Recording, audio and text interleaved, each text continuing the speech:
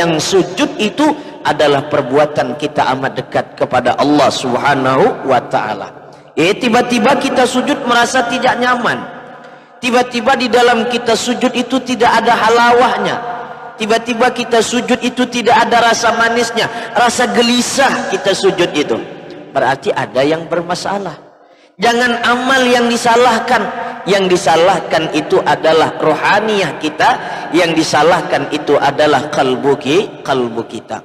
Gambarannya sederhana, kalau misalkan kita lagi demam nih, kan orang yang demam lagi flu pilek itu kan itu bau tidak ada, rasa tidak ada, yang manis-manis pun rasa pahit, yang manis-manis pun rasa tidak nyaman, yang manis-manis pun rasa tidak segar ketika kita cicipi, karena kita lagi demam, karena kita lagi bermasalah pada jasmaniyah kita.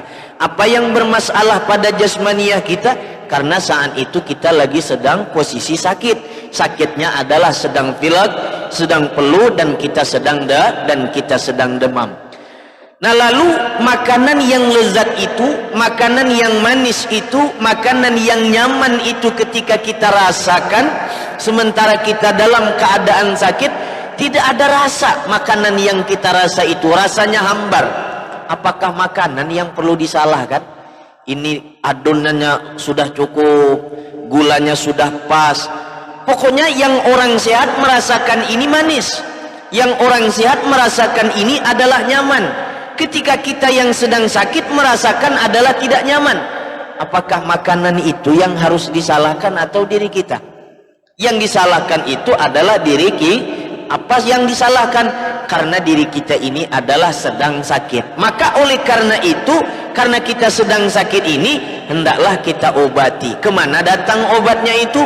Kemana kita mencari obatnya? Kepada tabib-tabib, kepada dokter-dokter, kepada suster-suster yang pandai memberikan obat tersebut, yang mana berkaitan dengan jasmani yang sakit tadi.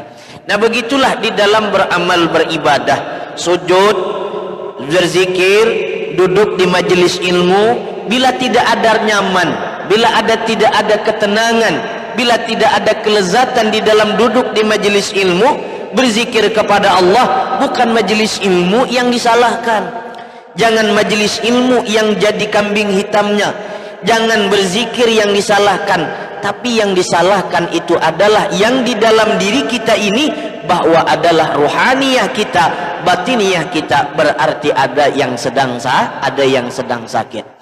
Kita nih kalau urusan sakit jasmaniyah, kita bersegera mencari obatnya, datang ke dokter ini, datang ke dokter itu untuk menanyakan obat yang paling manjur, yang paling mujarab.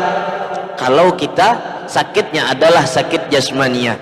Tapi kalau sakitnya adalah sakit rohaniyah, kita santai saja, kita cuek saja. Padahal penyakit rohaniyah ini sangat berbahaya sekali, dan tambah sakitnya bila